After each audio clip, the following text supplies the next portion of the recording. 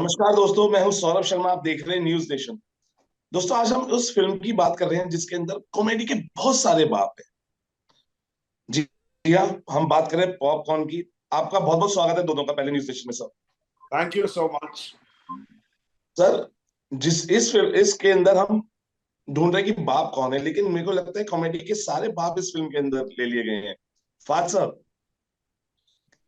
नहीं, देखो, स्क्रिप्ट हम बनाते तो अभी उसमें जरूरत थी कि एक के बाद एक बाप लेके आए, लेकिन हॉटस्टार की भी यही डिमांड थी कि भाई आप सिर्फ बाप मत लाओ, जो कॉमेडी के बाप है उनको भी लेके आओ। तो कहीं ना कहीं वो एक बोलते हैं ना, मेल खा गया।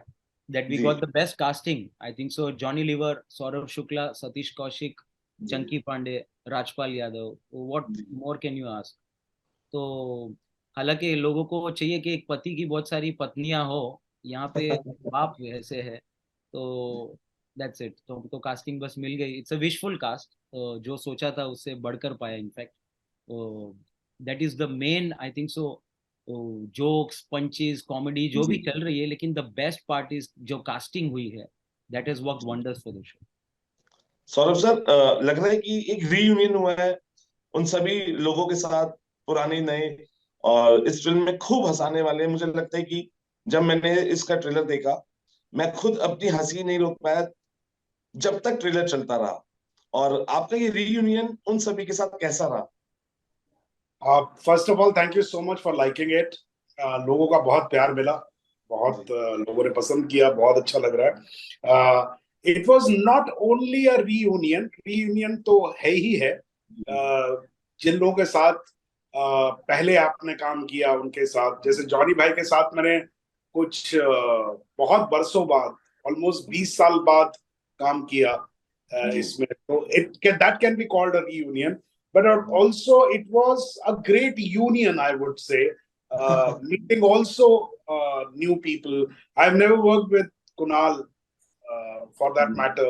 You know, चंकी के सर के साथ भी मेरा पहला ही काम है एक तरीके से ऑन स्क्रीन, जब हम लोग साथ में हैं उस तरीके से. तो it was great fun, very good vibe. हम लोग हंसे, खुश रहे. एंड आई, उसका एक पोर्शन जो है वो इस वक्त रिफ्लेक्ट कर रहा है when people like you are saying that they laughed and they enjoyed because we were actually laughing. बिल्कुल। सर, सतीश कौशिक साहब हमारे बीच नहीं है आज। और उनके साथ में खुशनसीबी ये रही कि पिछले एक महीने में दो तीन बार मेरे इंटरव्यू उनके साथ हुए। छतरी वाली में हुआ, उससे पहले हुआ। और उनके बहुत सारे प्रोजेक्ट्स आने वाले हैं, जिसमें एक प्रोजेक्ट ये भी है। और मुझे लग रहा है कि एक और इंतजार है उनके एक्सपेक्ट, क्योंकि आप दोनों माहिर हैं। मतलब जब आप आएंगे तो मुझे लगता है कि धमाका, मतलब लाइक कहते कॉमेडी धमाका होगा। और ये धमाके के लिए बेसब्री से मैं भी इंतजार कर रहा हूँ कि जब सौरभ सर को, सतीश सर को, जॉनी भाई को जब एक साथ आएंगे ये, तो मुझे लग रहा है कि पेट फटेंगे, कहते हैं ना, पेट फटेंगे और हंस हंस के आदमी लाइक। तो सतीश सर के लिए मैं, इज्जत दे क्योंकि दी, यार नहीं पेट है पेट उनके बोल के लिए। बहुत इज्जत दिया। सर, सर सतीश सर के लिए क्या कहना चाहेंगे? बिकॉज आपके साथ उन्होंने इसमें वो आपका हिस्सा रहे हैं और आज हमारे बीच नहीं है। um, देखिए, दुख तो बहुत जी है ना. लेकिन जैसा सतीश सर, जिस तरह के व्यक्तित्व थे, वो जी कभी किसी को अपना दर्द ना बताते थे, है ना अपना दुख दर्द जो है किसी के कंधे पर बोझा बना के डाल देते थे. बल्कि वो हंसते रहते थे, और ना सिर्फ हंसते रहते थे बल्कि उनकी पूरी कोशिश होती है कि सामने जो उनके बैठा वो भी हंस सके. जी ठीक है. सो आई थिंक उसी स्पिरिट में I would always remember him like that. You know, yes, it's a loss, but yes, that's how life is. Life comes and goes, but life carries on. I mean, these are the, the जो paradoxes of life है ना, कि life आती है चली जाती है, लेकिन लाइफ जो है बड़े मीनिंग में चलती रहती है. सो जी I remember him very fondly. I had great moments with him, and he was a very evolved person. वो जितना भी हंसते थे उसके पीछे बहुत कुछ जीवन का, बहुत कुछ जो कि दुख दर्द भी रहा होगा उसमें, और एक एक व्यू ऑफ लाइफ जो है वो बहुत कमाल का था। फाज सर, बिल्कुल फाज सर, आप कुछ शेयर करना चाहेंगे? सतीश जी के साथ तो मेरा 22-23 साल से एसोसिएशन रहा। जब मैं लिरिसिस्ट था, गाने लिखता था, तब से उनके साथ ये बॉन्डिंग थी, हमेशा मुझे गाइड करते थे। हम लोग बैठे थे एक कुछ 1.5 महीने पहले, किसी का भाई किसी की जान में उनका एक रोल है, तो हम लोग जी साथ में बैठे थे, उसमें भी उन्होंने काम किया। हालांकि लास्ट 6-8 महीनों में सबसे ज्यादा इंटरेक्शन मेरा सतीश जी के साथ हो, क्योंकि जी पॉपकॉर्न शो भी कर रहा था और भाईजान फिल्म भी कर रहा था उनके साथ। जी तो बैठे बैठे हमने अपने अपने ऐसी बातें की, उन्होंने अपने तेरे नाम के बारे में, फिल्म के बारे में बताया, मैंने अपने बारे में बताया। तो आज जाके मैंने वो रियलाइज किया। मेरा एक डायलॉग था, एक फिल्म है, बॉस फिल्म में, जो मैंने अक्षय कुमार साहब के लिए लिखी। रोनित रॉय का लाइन था ये, रोनित रॉय विलन थे उस फिल्म में। जी तो सतीश जी जब तारीफ कर रहे थे कि अरे तूने वो लाइन उसमें बहुत अच्छी लिखी, अच्छा उसमें वो के, और सडनली उन्होंने एक लाइन बोली, यार वो रोनित रॉय वाली क्या लाइन है यार। वो लाइन क्या थी पता है आपको? रोनित रॉय का इंट्रोडक्शन है विलन का, वो एक मारता है किसी को और उस पे कैमरा चार्ज होता है और वो डायलॉग बोलता है कि मौत को तो लोग यूं ही बदनाम करते हैं, तकलीफ तो जिंदगी दे। तो सतीश जी ने मेरे को ये लाइन बोली थी कि यार ये इसमें कितना डेप्थ है। और आज जब हम बात कर रहे हैं उसके लॉस की, जब हम जी बात कर रहे हैं कि वो नहीं है, तो जो सौरभ जी बोल रहे थे ना कि जब वो हंसते थे तो कितना दुख दर्द कितना छुपा रहे होंगे, कितना कुछ होगा, हर इंसान में होता है कोई ना जी कोई पार्ट, कोई ना कोई साइड, जो वो हमेशा एक मुखौटा, एक थोड़ा, जो गाना है ना हमारा कि तुम इतना जो मुस्कुरा रहे हो क्या गम है छुपा है। तो वही चीज थी सतीश जी में। और उन्होंने, मैंने इतने डायलॉग्स लिखे लेकिन उन्होंने वो डायलॉग उठाया कहीं से कि मौत को तो यूं ही बदनाम करते, तकलीफ तो जिंदगी दे। एंड जब फ्यूनरल प्रोसेशन में बस मुझे वही चीजें याद आ रही थी। It's it's a big loss, it's a big loss for people like us who always look up to Satish. Saurabh sir, क्योंकि कई सालों से आप हमें एंटरटेन कर रहे हैं, और हमेशा बात होती है कि पैंडेमिक के बाद ऑडियंस बदली है, ऑडियंस की सोच बदली है, ऑडियंस का टेस्ट बदला है। उस ऑडियंस को कैसे देख रहे हैं आफ्टर पैंडेमिक नाउ? देखिए साहब, जो आपने कहा जी कि ऑडियंस भी है और मैं ऑडियंस को कैसे देख रहा हूँ, पहली बात तो ये कि मेरे पास शायद उतनी बड़ी नजर नहीं है कि मैं ऑडियंस को देख पाऊँ। तो ये दो दो चीजें आपके सामने क्लियर हो जाएंगी कि जब मैं कोई काम करता हूं जी तो मेरे पास कोई पैमाना नहीं होता ये मापने का कि जी ऑडियंस को क्या पसंद है और क्या नहीं पसंद है। जी तो उसका फैसला कि मैं क्या करने वाला हूं या मैं क्या कर रहा हूं वो मुझ तक ही सीमित रहता है, क्योंकि मैं अपने आप को भी ऑडियंस ही मानता हूं। तो जो चीज मुझे जी अच्छी लगती है मैं वो करता हूं, और मुझे लगता है कि जो मुझे अच्छा लगता है वो क्योंकि मुझे अच्छा लगता है तो उसकी वजह से अगर मैं उसको ठीक से करूंगा तो 10 और लोगों को अच्छा लग सकता है। तो it is not something which you design to please others. First, you have to be truthful to yourself. Then only you correct. can be truthful to others. That is point number one. Secondly, ये कही जाती है audience बदली है या क्या audience अब तैयार है। मेरा सवाल ये है कि ऑडियंस अपने आप में कोई क्रिएचर है क्या जो बदलती है? ऑडियंस, हम सभी में बदलाव, कहते हैं ना कि that change is only constant in the world, correct. Similarly we all जी चेंज। करेक्ट। बट जब लोग कहते हैं कि भाई साहब, जैसे ये तो खैर मतलब कुछ कुछ कहानियों को लेके ये एलिगेशन होता है कि नहीं साहब ये कहानियां जो है अभी ऑडियंस तैयार नहीं है इसके लिए। ठीक है, तो मैं हमेशा उनको ये पूछता हूँ कि भाई मेरे फादर के जमाने में गाइड बनी थी, बिल्कुल। मेरे फादर के जमाने में बंदनी बनी थी, मेरे फादर के जमाने में 2 बीघा जमीन बनी थी, मेरे फादर के जमाने में शारदा बनी थी। जी तो क्या उस वक्त ऑडियंस जो थी वो इवॉल्व थी? वो सब देख लेते थे? और बिल्कुल। फिर अचानक क्या ऐसा हो गया, क्या आपने धतूरा खा लिया कि भाई साहब आपको समझ में नहीं आती पिक्चर? तो ऑडियंस हमेशा से समझदार रही है। वो रोटी फिल्म एक है, उसका गाना है, ये जो पब्लिक है ये सब ये जानती सब है। तो पब्लिक मूर्ख नहीं है, पब्लिक को सब पता है। आप क्या कर रहे हैं ये बताइए। बिल्कुल। ठीक। फात सर, देखिए सबसे अच्छा काम आपने किया है, got best entertainers for this.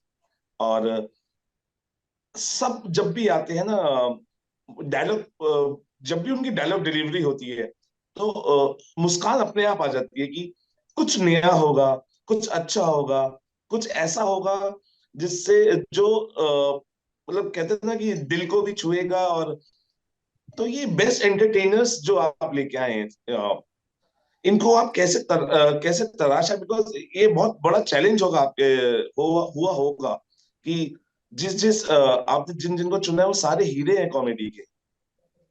अ, देखो क्या है ना, पहले तो स्क्रिप्ट बनती है, तब हमारे जी दिमाग में ना आती है ये चीज, ना लानी चाहिए ये चीज कि जी इसमें कौन किरदार सूट करेगा जब आप लिख रहे हो। क्योंकि आपको पता नहीं वो जी किरदार बाद में किस तरह से करवट बदलेगा, क्लाइमेक्स में ये विलन बनेगा, क्लाइमेक्स में ये करेगा। तो हर एक्टर की अपनी स्ट्रेंथ और वीकनेस के हिसाब से बाद में ही कास्टिंग होनी चाहिए। तो हमने तो पहले लिख दी और हमको समझ में आ गई कि भाई हमको ये कम से कम 5 बड़े कैरेक्टर्स चाहिए जो बापू का किरदार बखूबी निभा सकते हैं। और कॉमेडी जॉनर है तो ऑब्वियसली जो कॉमेडी के बाप है उनको लाया जाए। सो दैट्स वाई आप कास्टिंग में देखोगे तो जॉनी भाई, राजपाल, चंकी, बिल्कुल सौरभ जी। और क्या है ना, बिल्कुल मेरे लिए बिल्कुल। इतना इतना डिफिकल्ट नहीं रहा, इतना चैलेंजिंग नहीं रहा, क्योंकि एक तो देखो आपका काम ही बोलता है। आप जो चीज जो मटेरियल लेके जाओगे उसमें दम होगा तो सामने वाला क्यों ना बोले। एक वो, दूसरा बिल्कुल मैं डरा हुआ था एक्चुअली सौरभ जी के लिए। सौरभ जी के साथ मैंने इतना काम पहले किया नहीं है। और आप देखोगे शो, सबसे अहम किरदार कुणाल खेमू के साथ है तो सौरभ जी है। जी मैं डर रहा था कि सौरभ जी ने अगर ना बोली ना तो मेरी लग जाएगी, क्योंकि बाद में क्या है, जॉनी भाई को बहुत फेथ है, मैंने उनके साथ 12 फिल्में की, राजपाल के जी साथ 8 फिल्में की, जी चंकी के साथ भी 7 फिल्में, सतीश जी के साथ मेरा लिरिक्स विरिक्स गाने अभी कास्टिंग डायरेक्शन सब चल रहा। तो मैं जी। डरा हुआ था सिर्फ सौरभ जी के लिए। आप और बात कर आज रहे आज वो दिन है कि हम साथ में इंटरव्यू दे रहे हैं, तो एक राहत है कि हाँ जो किरदार था वो ये कर रहे। KBC नाम है इनका, करमजीत बिस्वजीत चौपाला कैरेक्टर। तो वो मुझे सौरभ जी ही चाहिए थे। और मैंने जब सुनाया, हरियाणवी में सुनाया, तो सौरभ जी ने मुझे रोका भी, तू फिक्र मत कर हरियाणवी की, वो मेरे अंदर है, वो मैं लेके आ जाऊंगा, तू लाइन सुना दे मेरे को। तो मेरे लिए चैलेंजिंग बस यही था, सौरभ जी को कैसे मैं करूँ इसके लिए, हाँ हामी भरूँ उसकी। He was very happy and he knows how the role has shaped up. You can see my face. Sir, इसलिए कहते हैं कि कोई भी किरदार करने के लिए ना सबसे पहले एक ही चीज करनी चाहिए, खुश रहना चाहिए। और सौरभ सर कितने खुश है इस किरदार के साथ, और जिस तरीके से फात सर आपने बताया है, मुझे लगता नहीं है कि सौरभ सर को देख के डर किसको लगेगा, बिकॉज वो जब भी आते हैं और जो जो उनकी मुस्कान होती है ना, मुझे लगता है कि वो यहाँ छूती है। क्योंकि दिल दिल के बहुत अच्छे इंसान की जो चेहरे पे जो आती है ना सर, वो यहाँ दिखती है सर, अच्छे इंसान की। और वो अरे सौरभ थैंक सर यू, की शख्सियत है। सही बात है थैंक यू एकदम। So much, thank you. I sir am really really happy. Sir देखिए क्योंकि मतलब मैं फरहाद से मिला। आई आई ऑलवेज से, मैं आपको यहाँ एक छोटी सी चीज बता देता हूँ। फरहाद, तो फोन आया था इनका, और मैंने अपने ऑफिस बुलाया इनको। जी और उस दिन इत्तेफाक से ऐसा हुआ कि ये पहुंच गए टाइम पे, जी है ना। जैसा कि कह रहे हैं कि ये थोड़ा परेशान थे कि पता नहीं यार इसके साथ काम नहीं किया या थोड़ा टेढ़ा होगा कुछ ऐसा। तो ये टाइम पे पहुंच गए, जी मैं फंस गया रास्ते में, जी एंड आई रीच लेट। और मैं जब पहुंच रहा था तो मेरे को लगा यार ये तो बड़ी फिल्में करने वाला आदमी है, ये थोड़ा चिड़चिड़ा गया होगा। तो होता है ना डिफेंस में आप पहली ऑफेंसिव हो जाते हैं। तो मैं पहले से ऐसा सोच के बैठा हुआ था कि यार ये ज्यादा बोलेगा तो मैं कह दूंगा नहीं करना यार, छोड़ना यार, है ना। लेकिन इसने, मैंने सॉरी बोला, ऐसा नहीं कि मैंने सॉरी नहीं बोला, मैंने सॉरी बोला, मैंने कहा यार मैं सॉरी, लेट हो गया। तो बोला कोई बात नहीं सर, कोई बात नहीं। और फिर इसने कहानी सुनाई मुझे, और मैं इतना हंसा, जस्ट कहानी पे ही। कैरेक्टर एक्टर तो बात की बात हाँ, थी। जी और फिर जब फरहाद ने मेरे को बोला कि इसमें ये करना है, मैंने कहा यार कुछ भी हो जाए ये तो जरूर करूंगा मैं। जी। तो ये बहुत मेरे लिए तो बहुत अच्छा रहा, बहुत मजा आया मुझे। Thank you for entertaining always sir. And Farhad, आपको भी यही कहूंगा, thank you for making so lovely pictures जिसमें हमें हंसने का मौका मिलता है। और कहते हैं ना कि ये एक ऐसा वैक्सीनेशन है, अगर किसी को लग जाए कॉमेडी का, तो उसको मुझे लगता है कोई बीमारी नहीं लगेगी। तो ये वैक्सीनेशन बहुत जरूरी है। और वो आपने इसमें भर भर के इतना वैक्सीनेशन को बड़ा कर दिया है। मुझे लगता है कई सालों का वैक्सीनेशन एक साथ ही लग जाएगा पॉपकॉर्न पे। मैं आपको एक बात बताता हूँ, हम लोग पॉपकॉर्न की शूटिंग कर रहे थे तो ऑब्वियसली कहानी ये है ना कि बाप बदलते रहते हैं, अब ये जी बाप नहीं, जॉनी भाई, राजपाल, ये वो। जी तो हम लोग शूटिंग भी काफी हेक्टिक थी हमारी। तो सौरभ जी का ट्रेलर में एक लाइन है, कुणाल को बोलते हैं कि भाई कमाल है, ये 5 5 सेकंड 5 मिनट के लिए इधर उधर दाएं बाएं देखो, इसका बाप बदल जाता है।